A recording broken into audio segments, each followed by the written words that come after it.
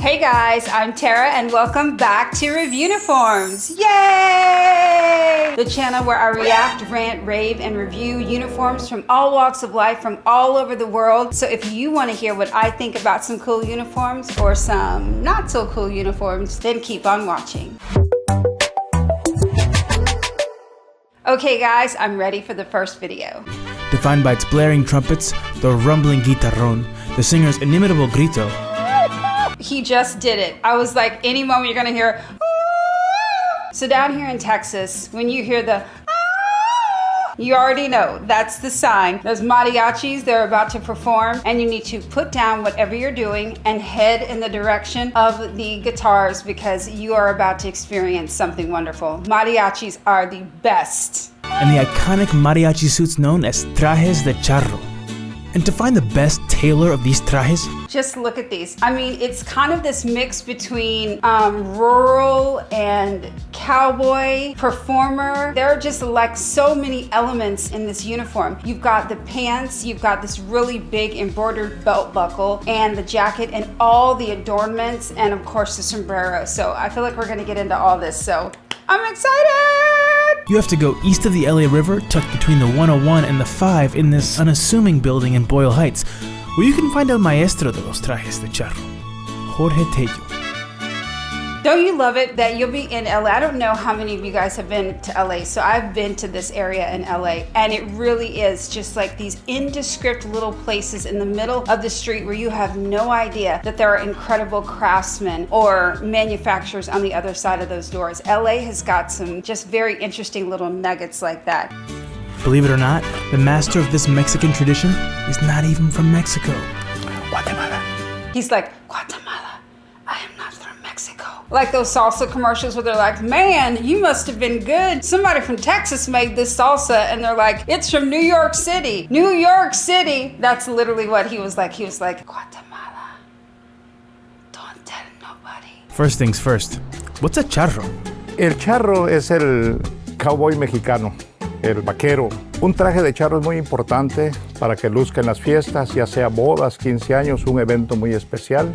El que se pone el traje de charro lo usa como un uniforme militar. If you're lucky enough to see mariachis, you've probably seen them at a wedding, a funeral, any type of celebrations. Mariachis are just such a treat because it's just not something you see every day. It's always a special event when the mariachis are around. And so when you see this uniform, you really do get excited because it's just not your everyday thing. It's only for special events that they get dressed up in their outfits. So this is the traje. I know I'm probably saying that wrong. I'm trying to roll my R's. I'm doing my very best. Please forgive me, any Spanish speakers. Traje de charro is our Mexican cowboy's outfit. And so yes, it definitely means a lot to them to represent this very small segment of our country. Tiene que usarse con mucho respeto. Jorge's the guy to ask. Around these parts, he's known as el maestro, or the master. Quizás un nombre o un apodo muy grande para mí, la verdad que ni me merezco quizás. He's being modest. He's like, the master, I don't know if I deserve this title. Knowing he's got, and what do we always say when you've got the tape measure around the neck? Us designers, we just have to grab that. Anytime there's a camera, we're like, and I'm working, and I'm measuring, and I'm doing things. Yeah, he's obviously very modest, but if he is the master of the vaquero uniform, then I'm very excited to see what he's got in store for us. As far as we're concerned, he's lived up to the name. For the past 30 years, Jorge and his sister Sandra have been customizing, designing, and sewing these beautiful trajes for musicians all over the world, including some celebrities. Hicimos trajes para Anthony Quinn, Gael García Bernal, Diego Luna, Carlito Santana, Chevy Chase. This guy has made mariachi uniforms for some very famous people. So this guy's definitely got some skins on the wall, so we're gonna go ahead and consider him a master. Let's just make that clear. Nombres que la verdad se me olvidan ya. So many he can't even remember. What is it about these trajes that sets them apart from the rest? You know, something I'm noticing about the trajes that I'd never noticed before was I did notice that they have these big bow ties, but these bow ties are huge. They are made obviously with some type of interfacing, and interfacing is, I would say, more of a pelon or a very light felty material that is either sewn onto the backing of another fabric to give it some weight, or it is heat pressed onto that fabric to give it some weight. So I have a feeling these are probably some silk fabrics that he had interfaced and sewn to give that big 3D bow effect. And wow, it really is impressive. I haven't seen anything like this on any other uniform before. En ese trabajo no se puede usar material o máquinas modernas. You know, he's right. Because of the delicate nature of some of these things, you really can't use a machine. Some of this work, actually most of this work has to be done by hand, which is why this is an artisan who's passed it down for the last 40 years. It is truly a craft. Este es un trabajo muy delicado. Es un trabajo que tiene que ser a mano. Incluso tenemos una máquina de pedal, de la abuelita les digo yo, porque es la máquina donde podemos hacer los diseños que se llama la greca. You can't talk about mariachi. Okay guys, so in this picture you can actually see him cutting the back of the interfacing. Well, that's embroidery backing, but an interfacing off of the back of some embroidery he's done. But let's talk about this embroidery. You guys, there is no reason that this man should be using a foot pedal machine to do this embroidery. This is something that can absolutely be done by an automatic embroidery machine, but he takes his craft so seriously that he wants to make sure every single stitch is perfect, that the stitches per inch are everything he wants them to be. A product like this that just has so much handiwork and hand touching, it's just got to feel like $1,000,000 to wear this outfit. Jorge's neighborhood of Boyle Heights. Boyle Heights es uno de los barrios más populares en Los Ángeles. This area of Los Angeles is a great area of Los Angeles. And can I just say, have you guys noticed all the beautiful paintings and graffiti? I mean, it is not only Instagrammable, but it's actually full of really great people as well. Más sales de la tienda y ves un mariachi con el guitarrón, otro con la trompeta, otro con el violín. Llegas a la plaza y están estudiando ahí. Aquí es un mundo de mariachi. I think my favorite part is all of the buckles that go down the legs and that go across the jackets. They're non-functioning buckles, but they're just there to look good. It's giving a little bit of Michael Jackson Bad, but I think he stole that look of the buckles from the mariachis. Just a theory I have. Insert tinfoil hat here, but yes, this is my theory. There's no place where this is more true than Mariachi Plaza, where you can find mariachis waiting for their gigs. Mariachis like Arturo Ramirez. Arturo, what do you have to say about El Maestro? El maestro Jorge Tello, te es una suerte tenerlo aquí en el barrio. I love his bow tie. Do you see his big red bow tie? I mean, it is almost touching his chin. I think that's like one of their claims to fame and the pride show. Just like the bigger your bow tie, the sicker mariachi you are. I like that. Porque él es el que nos confecciona nuestros trajes y es algo importante para la comunidad. And there's also Arlet Morales, whose students are also dressed by Jorge. Para nosotros utilizar el traje charro es algo que nos llena de orgullo. So I want you guys to notice that the women wear a very similar style to the men, except for they have a very long skirt, so it's kind of the look of the pant with the big bow tie and the shirts instead of jackets with a nice sash they put on. But it's interesting, when usually during a performance like this, the women would definitely be the focus, but the men's mariachi uniform is so much more ornate and so much more attention grabbing. I love it that in this particular culture, in this particular thing, they're like, hey, the vaqueros, the mariachi are the feature. I love it. Jorge, any advice for any aspiring mariachi out there? Para todos que usan el traje charro, pórtelo con mucha gallardía y ante todo con mucho respeto, porque llevar un traje charro no cualquiera lo lleva. I love it how he said that. How he said, when you wear your uniform, wear it with respect and with chivalry, because not everyone gets to wear this uniform. And I think that is something that we can think about and carry through our lives. You know, many of us wear a uniform and are a part of a team all the way, whether it's little league, soccer, or you're on an Olympic team. So getting to be a part of a group and wear a uniform that is so specialized to that group really is something to be worn with pride, which is why I am so uniform obsessed, because I think it's one of the most special things that you can have. An outfit that brings people together. Look how sweet this is. This is a kinder, gentler channel. Look how sweet we are. Uniforms bringing people together since forever. How much longer do you see yourself making trajes de charro? Hay una celebridad en México, Vicente Fernández. Dice Vicente, hasta que ustedes dejen de aplaudir, yo dejo de cantar. Mientras los mariachis vengan aquí a mí, yo seguiré aquí. How about a grito for the road? Also, you guys, his place, that's not messy, okay? That is what you call the hallmark of a design genius. He has got 40, 50 years worth of stuff, samples, autographed photos, all of that. So it's kind of an honor to get to see the workspace of someone like this guy. Symbol originating in Jalisco. Oh, okay, you guys, this, I love this guy. If you've never watched him on YouTube, he's called the Hat Historian, and he does kind of the same thing I do. He is obsessed with hats, like I'm obsessed with uniforms, so I am assuming that he is going to tell us about the sombrero. Yay! All right, give it to us, Hat Historian. These bands playing traditional Mexican music are said to have originated near Guadalajara, and were sometimes composed of poor rural workers who either tried to supplement their income or did not have a farm job. They at first simply wore their regional clothes, which included the Charro outfits. As this latter outfit gained in notoriety, they started to adopt it as a uniform. They would heavily decorate it to stand out at events, creating the dazzling mariachi sombrero that we now know today. He kind of gave us the quickest summary ever of the other video in this one.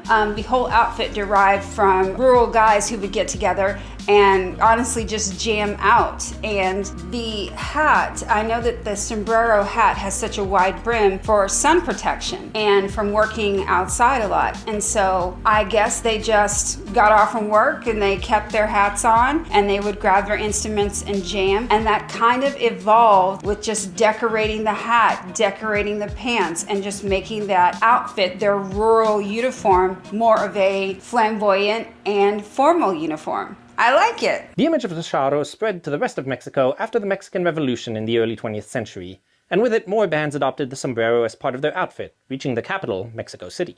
While there are bands in different regions that wear other Mexican traditional hats, the sombrero de Charro has become the most iconic, and often seen north of the border in the United States as well.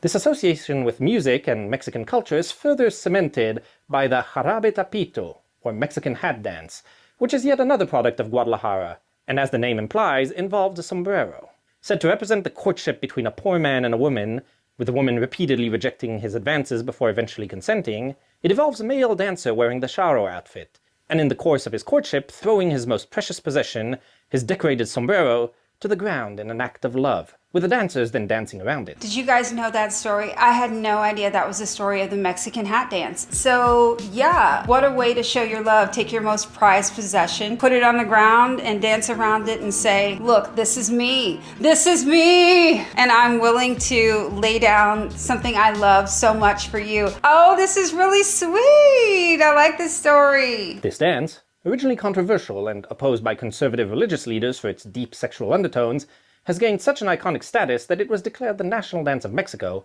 further reinforcing the sombrero de Charro's place in the national imagery. Yet another uniform fact we learned today. Mexican hat dance centered around the sombrero is the national dance of Mexico. The more you know. Cue the rainbow. Can you tell by my face? The mariachis, just seeing them and hearing this music and seeing all the bright colors in the uniform just brings me so much joy. So how many Reviewnicorns do I give the mariachis? Oh my God, 4 Reviewnicorns. I really think that this look is so distinctive and so clean, honestly, to me. It's clean because they've always got the pants, they've always got the jacket and the big bow tie. So it's almost like a tuxedo, but made very cool, very hip, very ornate Mexican style. So I love this uniform. I always have. The only thing that I would change about it is that I would love a little more color. And I do know that this is traditional to keep them mostly black or mostly red, but kind of like the bullfighters that we used to see, kind of like the bullfighting uniform that I reviewed before, how they bring in so many colors. I don't know, I'd love to see that in mariachis too, but that's just me. And this is my channel. That's my opinion!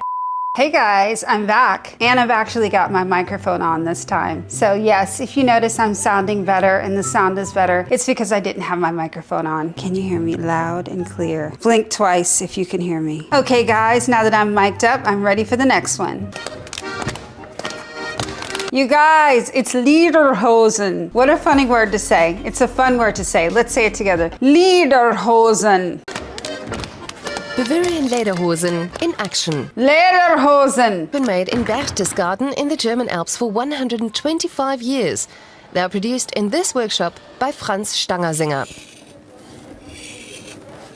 Okay, Franz is sitting here. What he's doing right now is he is trimming leather with leather scissors by hand, and he is doing it with a lot of ease, but I can tell you what he's doing is not very easy. You go, Hans. Franz?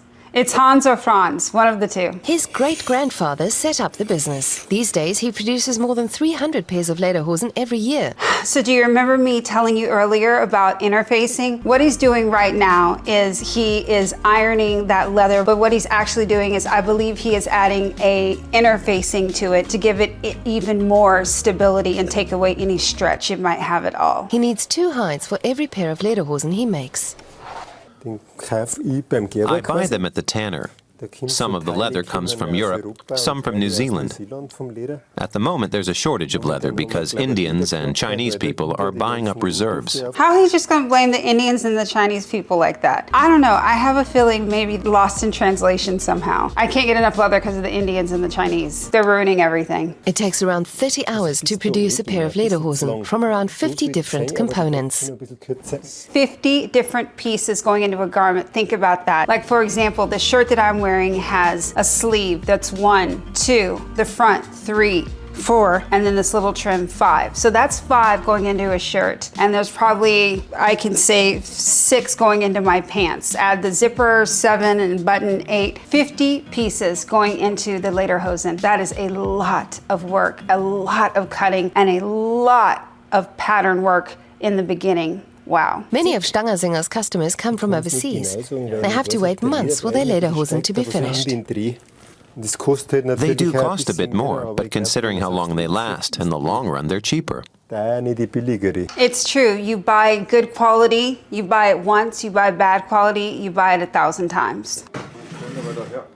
Okay, so this machine, this sewing machine that he's working with, so obviously there's a lot of hand work that goes into this, but there are just some areas of putting the leather together that is just too thick that needs a machine. So I can tell you that this machine is a special machine, and it is a leather machine. It's not just your average sewing machine. And a couple of the ways that it is different is that a leather machine has a larger, pointier needle that can pierce through the fabrics, not a rounded needle that would normally just go on either side of the fibers. You know, when we're sewing a knit together, we're going on either side of the fibers. We're going through them and bringing the thread around. But for leather, which is not very, it doesn't have the weave on it, a needle has to pierce through completely. And the other thing is that on a regular sewing machine, it's got little feet on the bottom called feed dogs that grab the fabric and pull it forward at the same rate that the needle's going down. Well, in a leather machine, you can only imagine those feed dogs, those feet have to be really, really strong to grab that leather at the same pace and do it when you're working with 3 or 4 thicknesses of leather. That can be up to ½ inch of fabric. Uniform facts. A pair of Lederhosen can cost up to 2,500 euros, depending on how much work is involved. But making Lederhosen by hand has paid off for his family firm. So what is she doing when she's doing that pounding? That is a piece of the garment, which actually might be this piece that goes across here that has some type of adhesive on the back of it that is putting it into some type of probably very, very hard cardboard or some type of that backing so it stands up and stands out. And what she's doing is pounding it so the adhesive attaches even further and adheres to the leather. Give it a good pounding. We've never grown too big, but we haven't downsized either. You don't always need to have bigger profits. Of course, you're happy if things are going well. But if you have enough to eat, Franz, his name is Franz. Bonjour, Franz. you don't need more.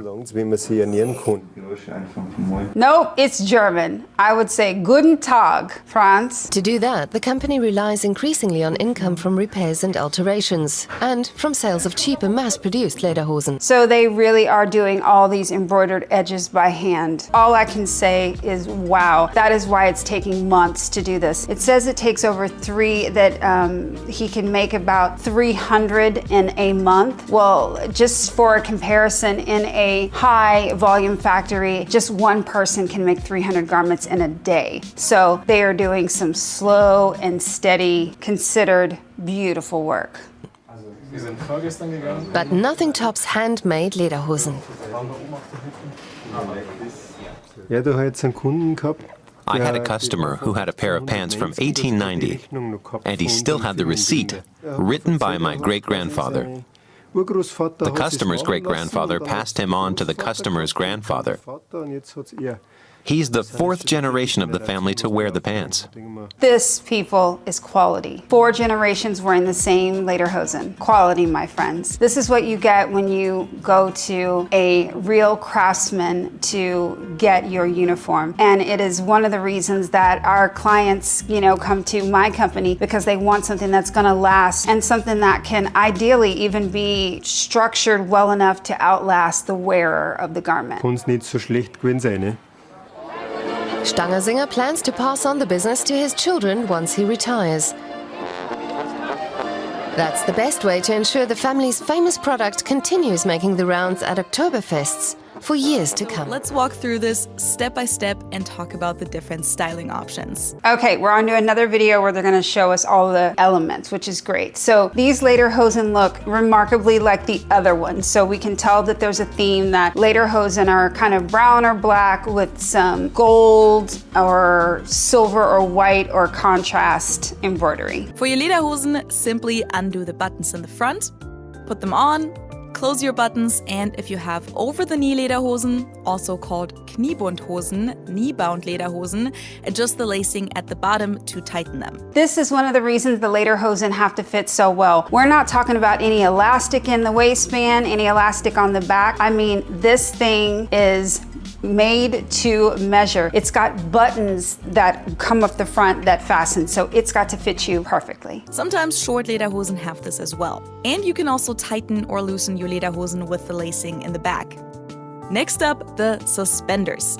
Now, I think we can all agree that these are kind of a central part of the classic Lederhosen image, but nowadays you'll actually see tons of people, especially younger ones, that prefer wearing their Lederhosen without them. I think we all agree that the cutest Lederhosen is the one with the suspenders, right? One of the reasons that so many of these uniforms have such antiquated fitting elements, in other words, it has to fit so perfectly because it's only fastened with buttons. Well, then why don't they just add a zipper to it? Why don't they add some elastic? Because this is one of those very special uniform items. One of those ones we talk about that isn't modernized. It is kept the original way it's been made for hundreds of years. I kind of love it that they don't have all the modern things that tie and make them fit great. They've gone back to the things that existed at the time, which were buttons and grommets and all the elements that are going into these Lederhosen. I love it. In case they're a little loose without the suspenders, you can just get one of these leather belts. That's what I would recommend for these ones, for example. Okay, the belt looks cute, but it's not as cute as the suspenders. Like, give me the fantasy, right? They're just a little too wide on Ben.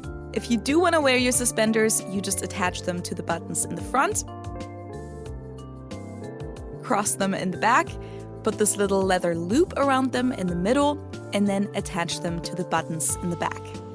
And after putting the suspenders on for the first time, you can simply unbutton the front when taking them off and leave them attached in the back. With these buckles, you can adjust the length of your suspenders to make sure that they have the perfect fit for you. Now, aside from the Lederhosen themselves, another essential part of the outfit is a long-sleeve button-up shirt. Please don't ever wear a t-shirt with your Lederhosen, and try to stay away from short-sleeve button-ups as well.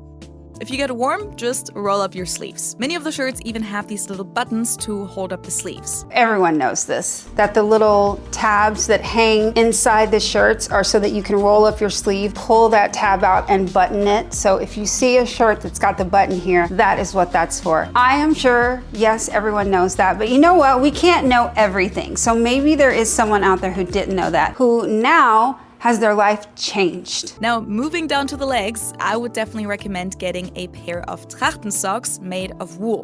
Don't wear your normal tennis socks. And for short Lederhosen, you can add these calf warmers, called Lofal. That's my personal favorite look. You shouldn't wear them with knee-bound Lederhosen though. Regarding the socks, you can either pull them up all the way to cover your calf, but most people nowadays just wear them down. No, pull them up all the way. Give me the fantasy. I want to see the cute Lederhosen boys. For knee-bound Lederhosen, you can also go with the more traditional option and get socks that go all the way over your knee and are tucked in underneath the pants like this. It'll give you somewhat of a more formal look. Yes, I really like the Lederhosen with the socks pulled up. I think that's cute. Oh, okay. And of course, what do we have? We have a Bierstein Lederhosen wearing sexy babe in a Halloween costume. So I guess they added this to this because what do I always say? Your uniform is sick. Your uniform is perfect. Your uniform is one of a kind if everyone wants to look like you. So yeah, I love this costume. It's sexy and it looks completely like Lederhosen. What's not to love? So how many Reviewnicorns do I give the Lederhosen wearing men of the Swiss Alps? Oh my gosh, I'm gonna give them 5 Reviewnicorns. It's so Hansel and Gretel. It's so storybook. Every time someone's wearing Lederhosen, they're either doing a performance with dances, which is going to be fun, or you're at an Oktoberfest, and that's just a blast right there. So Lederhosen not only look cool, they have a rich history, and all in all, I just think it's really fun. And come on, it's got a sexy Halloween costume, so it's a winner. All right, guys, what do we have next? Of all members in the President's Own, the drum major is the most elaborate uniform.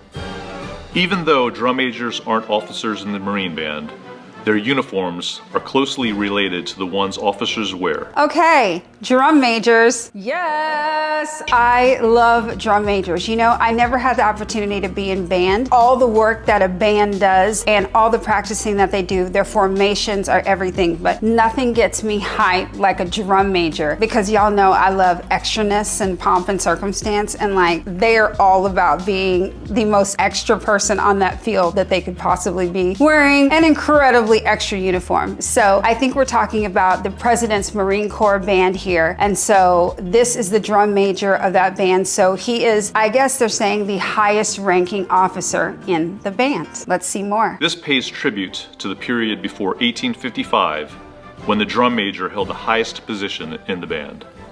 Like officers' uniforms, the drum major's coat displays their rank and is trimmed in gold. The drum major even wears the silver and gold eagle, globe, and anchor emblems, which are normally designated for officers. The similarities stop there, however. After visiting the Royal Marine Band in 1953, Drum Major Edmund DeMar was impressed with the ornate sash and mace used by our British counterparts. As a result, he decided to apply what he saw to the President's Own. Okay, so in the 50s, our drum major saw the British drum major, saw all his decoration and his hat and his mace and was like, me likey, you look good, I'm gonna bite your style. Not us biting from the British. Here you can see the uniform before changes were made.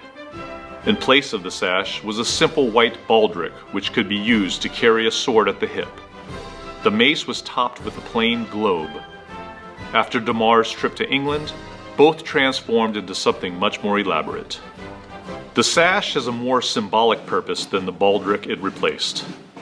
Embroidered on the front are the band's name and crest, as well as the Marine Corps battle colors. Okay, so this embroidered crest is so much work put into this, I can't even explain to you. This gold work that is done on here, that's what this is called, what I want you to notice. It's called gold work because it's not just embroidery, which is just done, you know, we've all seen an embroidery machine or sewing machine just go stitch, stitch, stitch, stitch, and that just creates the pattern. And this is actually done by hand. You take your needle and a long gold spring. It doesn't spring back, so it's actually more of a long gold coil. And that gold coil is put on and clipped off into perfect little patterns to make laurel leaves or crests or any type of decoration. It is a lot of work. It is absolutely beautiful, and wow, they have really put the time into this. And the colors, there's just so much to look at here. A list of the Corps' major military campaigns, which continues onto the back of the sash. That is sick, you guys. Look at all the perfectly embroidered ribbons on this sash with all the Marine Corps campaigns on them. This is meant to be adored and revered. I mean, you have to get up really close to this uniform even to see all the beauty that's in it. So I feel really honored that we're getting such an inside close look at it. Front also features 2 brass-tipped drumsticks and the image of a drum. Wow, I really love the brass tip drumsticks and the embroidered drum that they have on here, which is also made out of the gold work, inlay, and embroidery. Wow, this is so special, you guys. These elements help identify the wearer as drum major of the Marine Corps. The mace's gold-plated globe sits atop a Malacca cane and is likewise covered with symbols of significance. These include the U.S. Capitol Dome, the names of Marine Corps battles, the Presidential Seal, the Eagle, Globe, and Anchor. Did you guys know that? Okay, so let's look at that. The globe on the mace says the president's own, and then it's got all the wars that we won and we kicked ass in. Hello. And a little Capitol building on the top. The phrase, Semper Fidelis, meaning always faithful.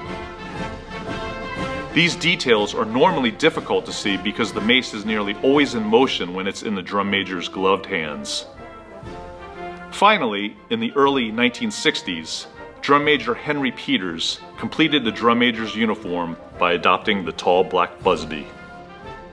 The busby is made of a wicker rattan frame topped with real bear skin, and a gold curved chain known as scales rests on the chin. A couple of videos ago, we learned about the busby. We took it from the British, but the British actually took it from the French. The French wore the busby, the 18-inch bearskin hat in the Napoleonic War. When the British saw that, they thought it was imposing, they thought it was cool looking, and they stole it, and then we stole it from them. So guys, when we think we're doing anything original, let me just tell you, it's probably been done before. So just take what you want and make it better. How about that? The bearskin headpiece adds 18 inches of height to the drum major, topping off the uniform with a grand appearance. Here we go. When I said drum major, I mean, I was excited about the last one, but this is what I really want to see, okay? So this is historically black colleges and universities drum majors. I can already tell they're gonna show us some like drum majors, how they really, really break it down. Okay, whoo, calm down, Tara, I'm ready, let's go.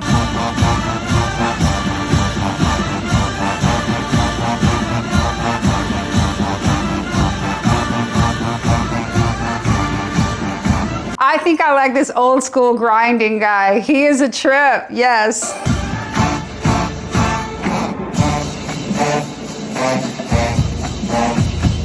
I still got it. Sir, yes you do. You definitely still got it. You never lost it.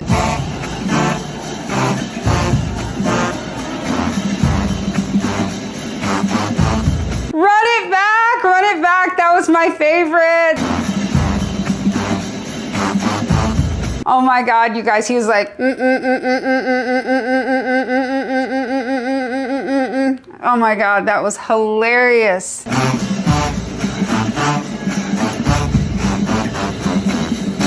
Come on, female drum major, I love it.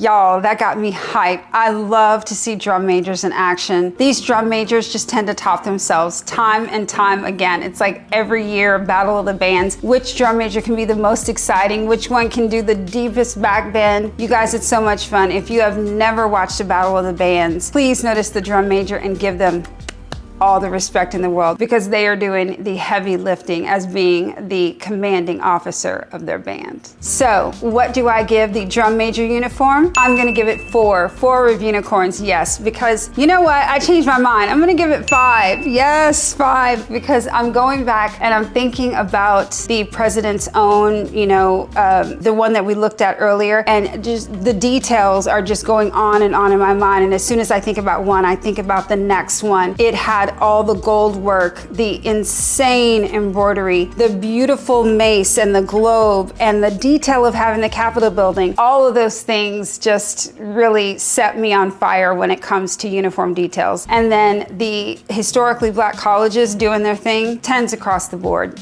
You know, you already know. You already know I'm gonna give that a 10. So yes, 5 REVIEWNIFORMS all the way. All right guys, so I'm gonna know your opinions. Comment down below and tell me what you think. What was your favorite? Was it the mariachis? I know. Did I break your eardrums? There should have been a trigger warning on that one. Was it the mariachis, the Lederhosen, or our drum majors? You guys, my statistics say that 90% of you who watch my videos aren't subscribed, so don't be afraid. I would love to have you. Please hit the subscribe button and the notification bell so you don't miss any videos from REVIEWNIFORMS and Uniform Expert Reacts. And guys, don't forget the most important thing. It's okay to judge uniforms, but not people. Love everyone.